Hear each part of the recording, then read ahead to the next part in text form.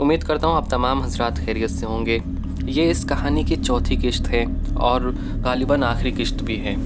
अगर आपने इससे पहले की तीनों किश्तों को नहीं सुना तो उनके लिंक डिस्क्रिप्शन बॉक्स में है। आपसे गुजारिश है कि आप पहले उसे जाकर सुन लें और फिर इसे सुने तो आपको कहानी समझ में आएगी। कहानी शुरू होती है। ये कहानी सुनाने के बाद उसने एक ठंडी आह भरी। उस कहानी के दौरान मैं लर्ज़ रहा था, कांपता रहा था और गालिबन बेजान भी हो गया था। जिस्म यूँ था जैसे उसमें सांस नाम की कोई चीज़ न हो। तब मेरी नज़रें दरख्त के तने से खड़ी उस सिल पर पड़ी जिस पर खालिद नवाज़ वल्द मोहम्मद नवाज़ लिखा था।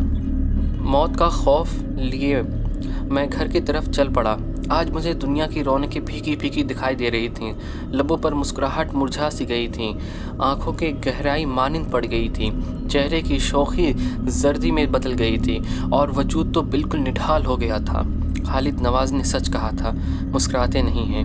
हाँ, मुझे मुस्कुराना नहीं चाहिए। मौत को याद करना चाहिए जो हर लम्हा हमारा पीछा कर रही है, जिससे हमारा दामन छुड़ाना नामुमकिन है। आज रात आंखों में बीत गई, सोचते गुजर गई। कभी बुजुर्ग का चेहरा नज़रों के सामने आकर खौफ ज़दा करता और कभी खालिद का मासूम ज़दा चेहरा रोने पर मजबूर करता, जिसका नाम मुर्दों में शुमार हो चुका था। मौत का परवाना उसे मिल चुका था, लेकिन आखिर वह कब्रिस्तान में घूमने और रूपोश होने वाले बुजुर्ग कौन हैं? उनका किस मखलूक से ताल्लुक़ है? उस सवाल और नुक्ते पर आकर दिमाग रुक सा जाता था।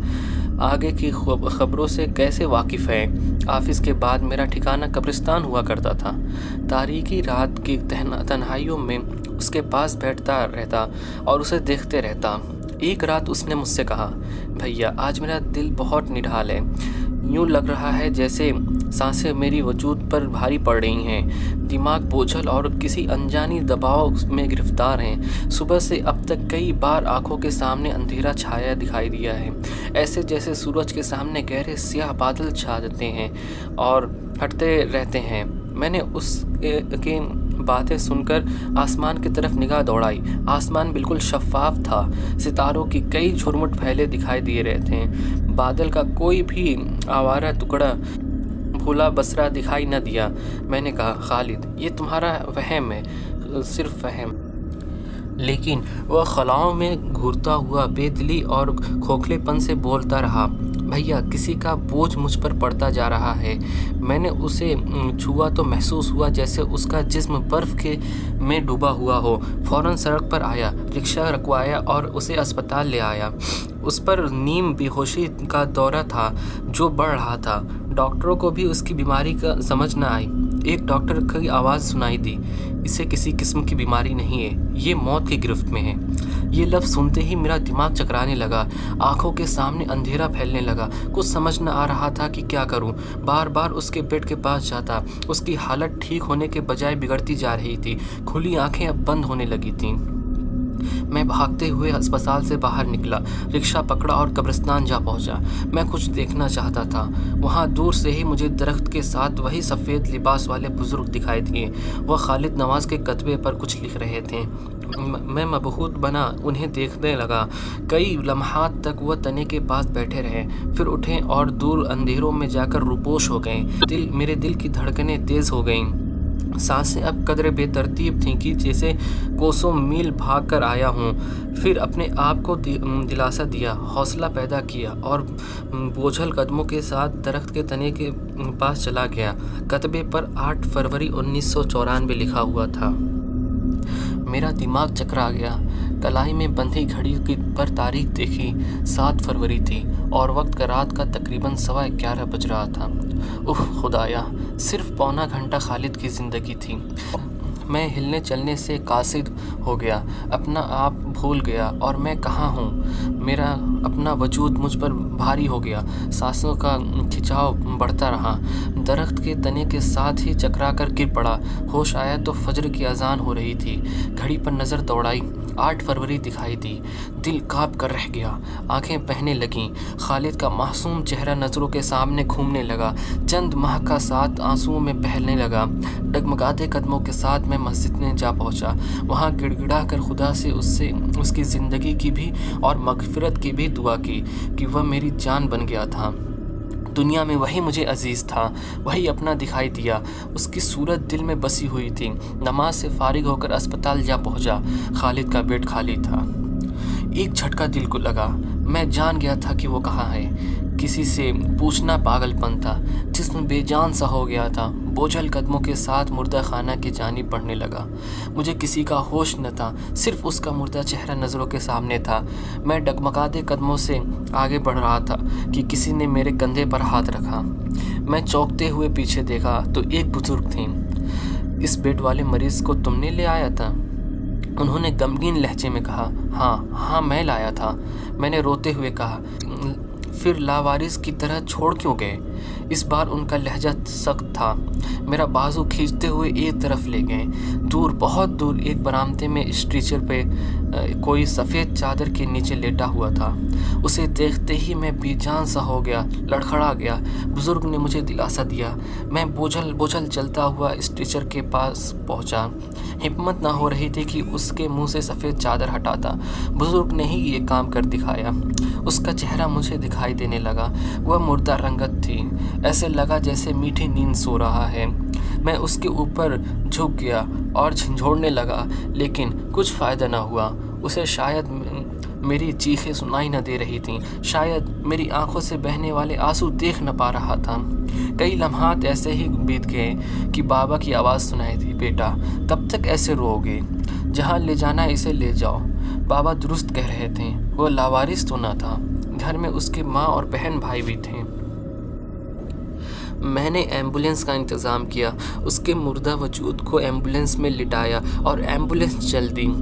उसके गांव को मैं जानता था। उसने अपने गांव, शहर के तमाम रास्तों से मुझे आगाह कर दिया था। बहुत बड़ा गांव न था कि उसका घर ढूंढना मुश्किल हो। एम्बुलेंस कब्रिस्तान के करीब से गुजरने लगी तो मैं चीख पड़ा, प्लीज़। ड्राइवर ने गाड़ी रोक दी। मैं दीवानों की तरह कब्रिस्तान की तरफ भागा। दरख्त के तने के साथ लगे कतबे को उठाया और गाड़ी में ले आया। गाड़ी दिन भर सफ़र करती रही। सूरज ढलने से पहले एम्बुलेंस उसके गांव पहुंच गई। जो भी लाश देखता उसके घर वालों को बताने के लिए भागता। वहां क़यामत सगरा बर्पा हो गया। चीखों से फिजाएं गूंजने लगी, आंसुओं से ज़मीनें तर होने लगी। हर कोई उसकी मौत का सबब पूछता, लेकिन मैं खामोश रहा। रात भर खालिद नवाज की मैयत घर में रखी रही। रात को ही मैंने तमाम तफसील गांव वालों और घर वालों को बता दी। वह कतबा भी सामने कर दिया जो उसने खुद अपने हाथों से बनाया था। लोगों का दिल फटने लगा। हर आंखें अश्कबार थीं। दूसरे दिन उसे दफन कर दिया गया। उसकी कब्र पर कतबा मैंने अपने हाथों से लगा दिया था। आज 9 फरवरी थी।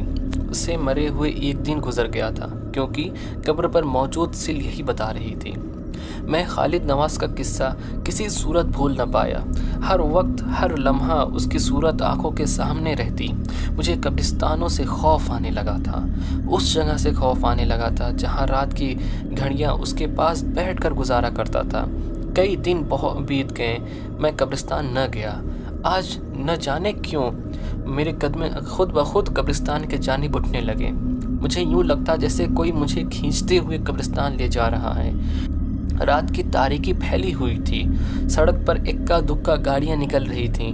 मैं मदहोशी के आलम में कब्रिस्तान के जानिब बढ़ता जा रहा था।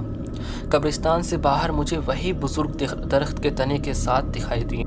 उन्हें देखते ही एक लर्जा वजूद ने खाया। मैंने महसूस किया कि वह हाथ के इशारे से मुझे बुला रहे हैं। मैं कांपने लगा, सांसें उखड़ने लगीं। मैं मुजस्समा बना उन्हें देखता रहा। उनकी आंखों में शोला उभर रहे थे।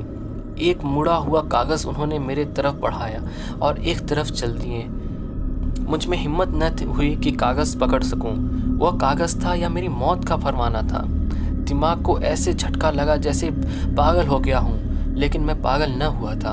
हरकतें पागल जैसी कर रहा था, लेकिन शायद ये मौत का परवाना या फिर किसी और के मौत का परवाना था। ये सोचकर मैंने कागज़ को पकड़ लिया। घर आकर सांस ली। अपने कमरे में आकर कागज़ खोला तो उसमें मेरा नाम और मेरे वालिद का नाम, तारीख नहीं लिखी थी। मौत के खौफ से मैं इस कदर उछला कि चारपाई से नीचे जा गिरा। पूरा जिस्म लरज़ रहा था। दिमाग बोझ महसूस कर रहा था। میری ویسی ہی حالت ہونے لگی جیسے خالد نواز نے اپنی بتائی تھی۔ میری حلق خشک ہونے لگیں، آنکھیں بہنے لگیں، موت رقص کرتی دکھائی دینے لگی۔ کسی وقت کسی بھی لمحہ موت کی آغوش میں جا سکتا ہوں۔ میں موت سے کب تک بھاگوں گا؟ یہ مجھے پکڑ لے گی۔ اپنے گھر میں سفید کپڑے والے بزرگ کا سایہ پاتا ہوں، لیکن وہ میرے قریب نہیں آتے۔ سگریٹوں کے دھوؤں میں خود کو تحلیل ہوتے ہوئے دیکھتا رہتا ہوں۔ کسی بھی لمحہ اس دھوؤں کے مانند بکھر سکتا ہوں۔ موت کے تصور سے لرز جاتا ہوں، لیکن کب تک؟ مجھے اپنی قبر دکھائی دے رہی ہے۔ سفید کفن کو اپنے جسم پر لپٹا ہوا دیکھ رہا ہوں۔ دونوں ہاتھ خالی ہیں، بالکل تہ دامن ہوں۔ دنیا کے پیچھے بھاگتا رہا ہوں، دنیا کے رونقوں، دنیا کی شوخیوں، دنیا کے کہکہوں، دنیا کے حسین لوازماتوں کے قابو کرتے کرتے آج خود کو موت کے قابو میں جاتے ہوئے دیکھ رہا ہوں۔ کسی وقت بھی میری سانسیں میرے وجود کو کھوکھلا چھوڑ کر نکل سکتی ہیں۔ کسی بھی لمحے میری زبان پر طویل خاموشی چھا سکتی ہے، اور ہمیشہ ہمیشہ کے لیے میرا وجود لوگوں کے لیے ایک یاد بن کر رہ سکتا ہے۔ قارئین کے لیے ایک پیغام چھوڑتا جا رہا ہوں۔ خدا کے لیے اس کہانی میں اپنا کردار محسوس کریں، کسی کاغذ پر اپنا نام بھی لکھا ہوا محسوس کریں، کیونکہ یہ حقیقت ہے اور حقیقت کا سامنا کرنا ہے۔ یہ کہانی یہیں ختم ہوتی ہے۔ امید کرتا ہوں آپ تمام حضرات کو یہ کہانی اچھی لگی ہوگی۔ اس کہانی سے ہمیں یہ سبق ملتا ہے کہ ہمیں دنیاوی رونقوں میں گم ہو کر اپنی آخرت کو نہ بھول جانا چاہیے۔ ہمیں اپنی موت ہر وقت یاد رکھنی چاہیے۔ ہمیں یہ یاد رکھنا چاہیے کہ ہم کبھی بھی موت آ سکتی ہے، تو دنیا سے زیادہ ہمیں اپنی آخرت کی تیاری کرنی چاہیے اور اپنی آخرت کو سنوارنے کی کوشش کرنی چاہیے۔ اس چینل پر مزید ایسی کہانیاں اپلوڈ کی جائیں گی۔ آپ تمام حضرات سے یہ گزارش ہے کہ ویڈیوز پورا دیکھا کریے اور اپنے دوستوں کو بھی شیئر کریا کریے، اور میرے چینل کو سبسکرائب ضرور کر لیں۔ پھر ملتے ہیں انشاءاللہ کسی نئی کہانی میں۔